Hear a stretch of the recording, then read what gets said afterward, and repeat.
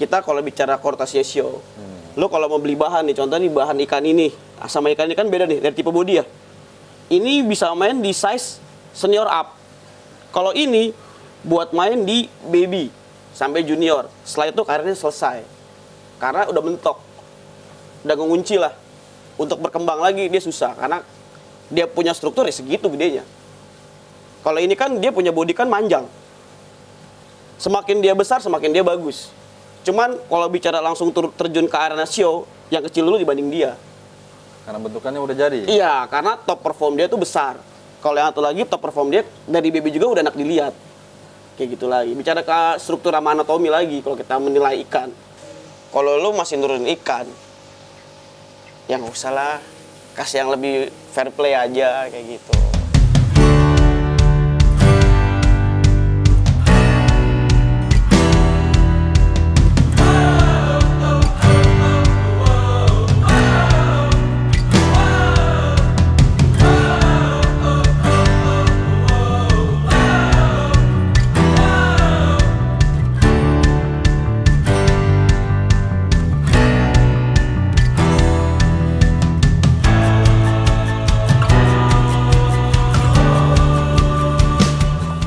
Assalamualaikum warahmatullahi wabarakatuh. Ketemu lagi dengan gua Makhluk di Simak lagi.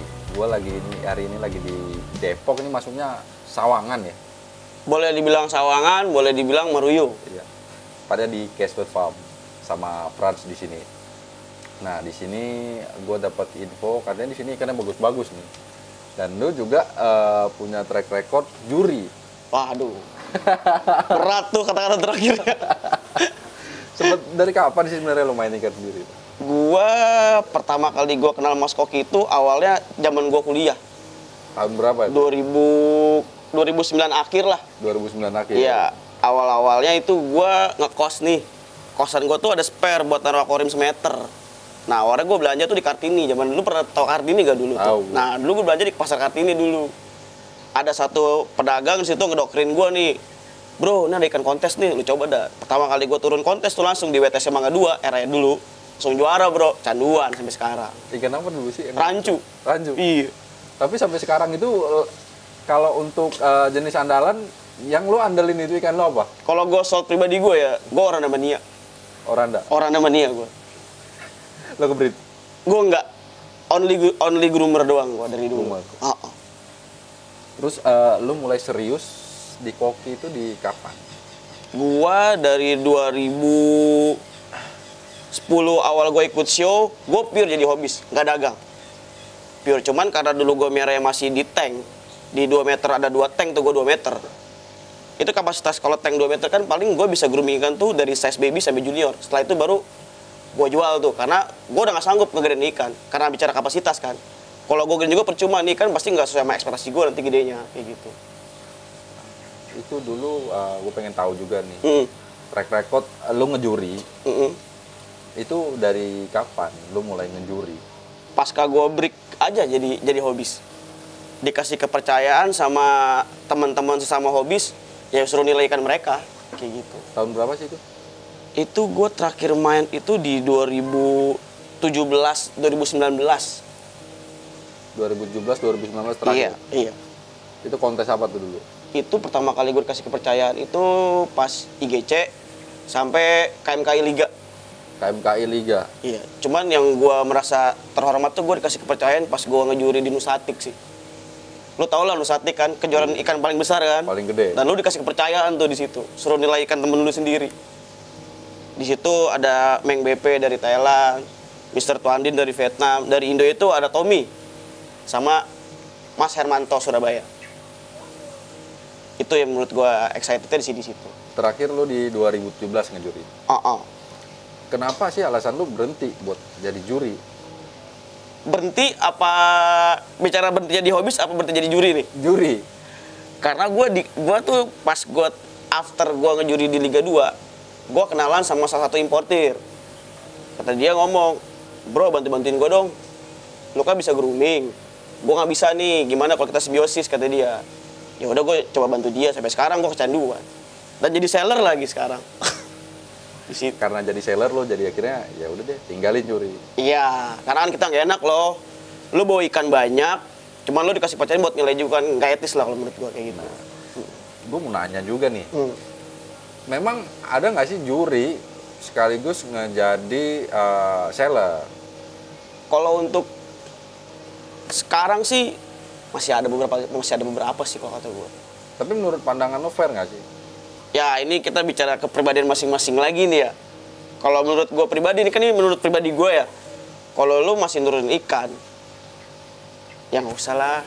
Kasih yang lebih fair play aja kayak gitu. Kasih yang lebih fair play? Iya.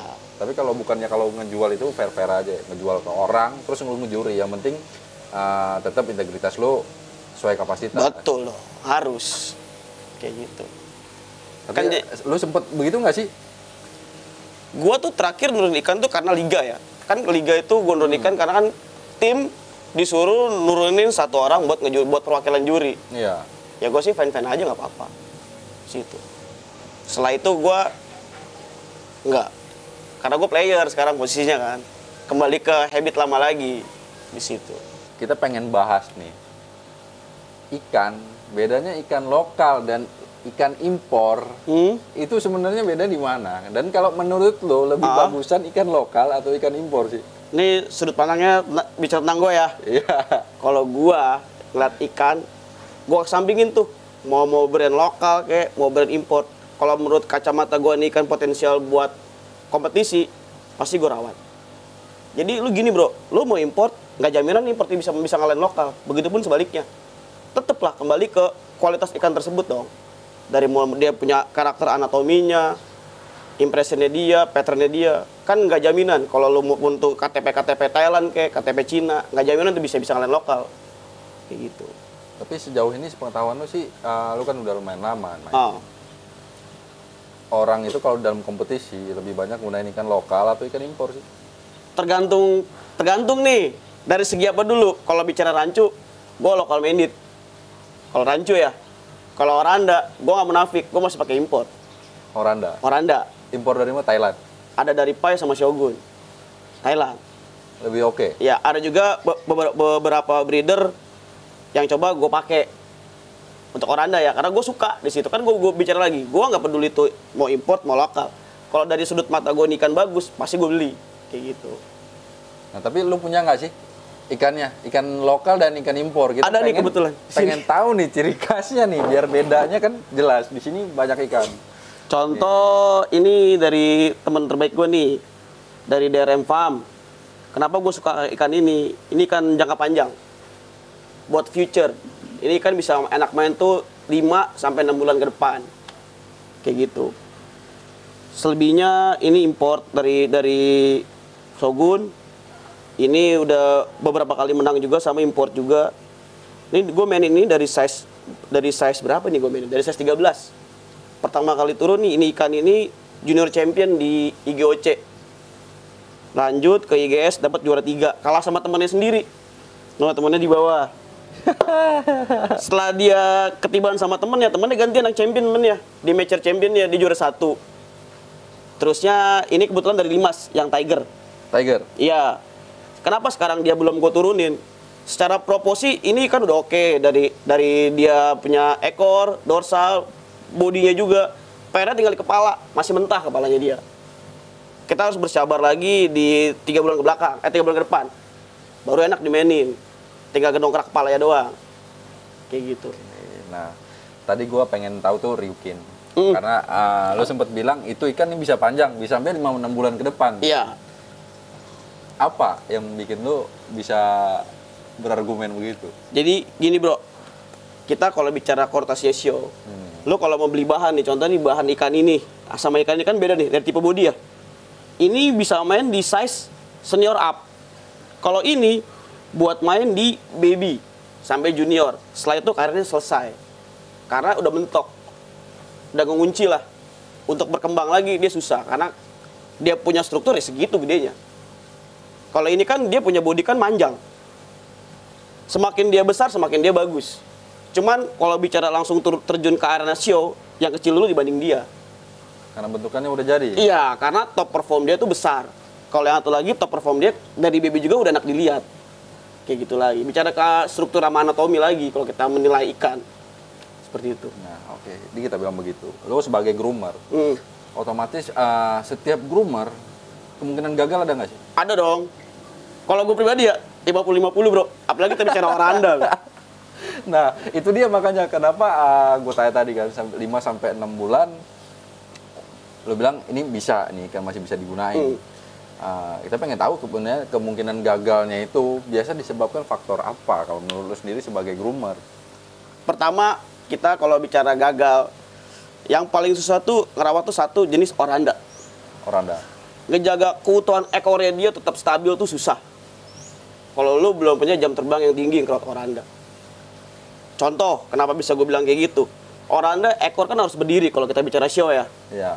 Ketika lu salah maintenance, bicara lu telat ganti air, telat nguras filter, tuh ekor lama-lama jatuh dengan sendirinya bro. Akan mengurangi keindahannya dia di situ. Dan menurut lo sendiri cara nanganinnya itu Oranda itu kayak apa sih? Yang pertama, lu harus rajin maintenance air, jaga filtrasi, itu penting banget. Mekanikal sih paling penting sih itu. Kalau gue pribadi, gue paling lama banget telat mekanikal, gue bersihin 2 minggu. Mekanikal, kalau biologi ya gue semut gue aja 3 bulan, 4 bulan baru gue kelas total. Kayak gitu. Sini dalam palut ini nih ada berapa ikan lo yang udah juara? 80% udah menang semua. Di sini? Iya. Terus kalau yang di lainnya? Di situ 40% udah ada yang menang, selebihnya bahan show.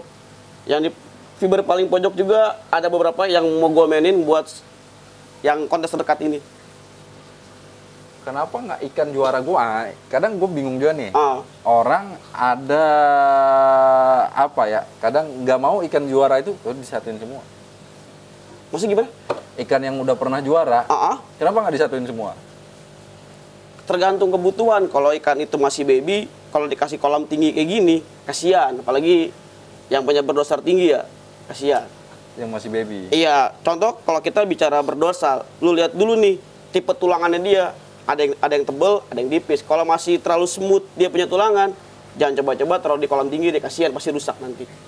Berarti idealnya itu tingginya kalau menurut lu sendiri maksimal itu di berapa? Kalau gua bicara size dari baby sampai junior, gua paling maintenance di tinggi-tinggi banget ya 80. 80. Iya. Untuk ikan berdorsal, kalau rancu di 60. Rancu di 60. Lebih rendah ya? Iya. Rancu nggak butuh kolam tinggi. Sebenarnya kalau menurut gua nggak butuh kolam tinggi. Yang dibutuhin rancu apa dong? Yang pertama, iya itu wajib. Tetap, lu kalau milikan show kembali ke struktur lagi. Ini bro, ini kan udah segede gini belum gua mainin karena dia punya body belum bulat. Tunggu 3 bulan lagi, gua kasih kejutan nih dari dia tuh. Gua suka kenapa dia patternnya susah banget, platinum silver. Kedua lokal pride, itu tantangan buat gua sendiri. Koki ini kan juga pengaruh di pakan. Betul. Kalau menurut gue sih persentasenya paling gede memang pakan kayaknya ya. Sama listrik? Enggak, dalam grooming ikan. Oh, dalam grooming ikan pakan ngaruh. Kalau bisa gue bilang sih gede pengaruh pakan. Ngaruh. Ngaruh banget. Lu bikin pakan, pelet? Gua kebetulan di endorse sama Quality Goldfish sih kalau buat pakan. Yang udah coatingan tapi ya. Coatingan? Iya. Selebihnya gue mix sama beberapa resep yang dari gue sendiri. Yang lu kan pasti kalau gue grooming kan punya fashion dengan gaya lu sendiri kan. Iya. Contoh, lu buat breakfast pagi dia apa? Buat makan siang dia apa? Itu ada maintenance-nya juga. Kayak gitu. Nah, itu masing-masing misalnya ada nggak sih pakan memang yang buat gedein body beda? Ada. Buat jambul beda? Ada. Biasa kalau buat ngedein jambul itu biasa untuk komposisi itu di kalau apa protein atau apa deh sih? Boleh sebut merek gak sih? Apa kita bicara growth sama apa sama color aja? Bebas. Kalau bicara growth, gue pakai Sake Extreme sama Mizuho. Mizuho. Iya, itu gue percaya dengan 2 brand itu kalau buat growth ya. Kalau buat hari-harian mereka, gue pakai peletnya KGF. Karena kebetulan dia endorse gue juga sih. KGF siapa? Cocok sih gue, Quality Goldfish. Oke, dah. Jamur. Enaknya ini kalau kita sambil jalan ngelihat ikan yang di sono nih, seru nih. Nah, ini kita lagi ngelihat rancu dengan dua bloodline beda. Otomatis dengan ciri khas yang berbeda, KTP beda. Satu ngomongnya neng endi, Ya. satu lagi ngomongnya bujuk. Tuh lihat patronnya Maya Rizka. Nah, ini kalau ciri khas ikan dia, Oh, di sono itu bedanya apa sih? dia tuh identik dengan warna kirin. Nah, Itu udah jadi simbolnya rancu Indonesia. Nah, ini Madein TA nih. Ini Tulungagung. bloodline-nya Maya Rizka Tulungagung. Jadi biar tahu juga ini kan karakteristik dari setiap ikan tiap beda farm sih ada Iya. beda, punya karakteristik sendiri Karakternya dia itu pertama dari model strukturnya ya. yang membedakan dia Iya. dengan ikan bloodline Strukturnya tuh yang pertama dia punya bone tuh tebal banget, lihat. Lebih- Ini masih size ini di 14 sentian nih, Bro. 14 cm dia lebih tebal ya Iya, tebal. bone-nya. Nah, itu karakteristik dia ya, itu yang bikin ngebedain. Iya, ini ikannya Maya Rizka Tulungagung. Nah, kita pengen Kalau lihat nih, untuk si brother gua tuh lagi Bang Jamal, sebentar gua serokin. produk lokal dan setahu gue juga Bang Jamal sih ikannya Wah, nggak kalah serem. kalah. Sama-sama player ikan pemenang semua nih. iya. Nah, setiap ikan itu pasti punya kelebihan kekurangan. Betul. Nggak ada ikan yang sempurna. Kalau bloodline dia udah sempurna ya udah yang lain pensiun aja mending. Cuman kebetulan ikan Jamal gua masih bahan satu lagi nih. Susah lagi nyeroknya. Nah, ini punya brother nih, brothernya SS Pam Jamal. Bang Jamal yang udah pernah kita liput. Udah punya ngevlog situ. Oh, udah pernah dong. Orangnya ngeselin nggak? Tawa. Bang, lu ngeselin lu bang, kata dia bang. Ini bloodline-nya brother gue nih, Jamal. Ini ikannya Bang Jamal. Iya. Ini kan masih panjang bro. Ya, size-nya sama. Saya sama. Dari- Dia itu karakternya pasti ikannya rata-rata buffalo. Ya, Buffalo, benar. red white. Itu udah jadi modelnya si Bang Jamal lah. Iya. Kayak gitu. RW. Oh iya, bonnya kalah ya sama yang tadi ya. Kalah. Tebel. Satu lagi, gue di sini miara cuma dari dua line tersebut sih. Ini juga sama dari Tulungagung juga. Ini sisa ikan yang masih gue piara. Selebihnya udah sold out bro, yang itu aja. Tapi dari kedua line tadi itu, menurut lu kalau kelebihan kekurangan di mana sih? Tergantung kebutuhan lo mainnya di kelas apa. Oh. Kalau bicara baby junior, untuk warna RW Jamal masih mendominasi. Untuk Cuman RW. kalau bicara di luar RW, lo bicara Kirin atau Tiger atau Kaliko, up lawan Maya Rizka. Nih sama Maya Rizka juga. Nah, Ini dia udah 3 kali juara. 3 kali juara nih. Iya, IGOK, IGOK, IGS sama Tulungagung. Tulungagung. Iya, sekarang udah jumbo. Waktu istirahat sampai size tertentu baru gue turunin lagi nih. Soalnya baru masuk jumbo awal. Widih. Keren coy ikannya coy. Udah masuk penawaran belum? Udah ada ownernya. Masih jadi anak kos-kosan. Ini solotnya itu pas lagi menang di IGS. Kebetulan si ownernya kan sibuk gawe. Jadi masih gue yang grooming kan ya. Closing di berapa? Lumayan lah. 30. Buat operasional 5 bulan ke depan mah. 2 digit bro. Gocap. Enggak. Harus sebutin ya? Bisa lah beli NMAX kali ya. Bit 1 lah. Ya, bid 1. Wah. Berarti sama kayak sana tuh kemarin tuh. Gue rekor itu jual ikan yang menurut gue paling fenomenal ya. Satu, gue pernah jual oranda, ses senior, gocap. 2 kali gue mainin selalu champion. Mature champion di Bali, jumbo champion lagi Liga 5. Setelah itu, mungkin nggak berjodoh, umurnya pendek kali di gua. Mati. Satu lagi sama, hampir aku gocap juga, belum sempet transaksi, mati. Kayak gitu. Nah, Kan kita nggak ada yang tahu makhluk hidup kapan umurnya kan. nah dan sekarang gue terakhir nih pengen tahu materi gue tentang komunitas. Mm-mm. Di ikan-ikan ini ada komunitas dan Ya. gua juga taunya di koki karena gua sendiri sih memang bukan pemain koki ya. Jadi Ya. selama gue liputan itu gue tahu koki ini ada 2 komunitas. Betul. Yang Bukan sedang berjalan saat ini ya. Organisasi ya. Iya. Karena kalau komunitas mungkin kayaknya organisasi sih. Lebih tepatnya organisasi lah.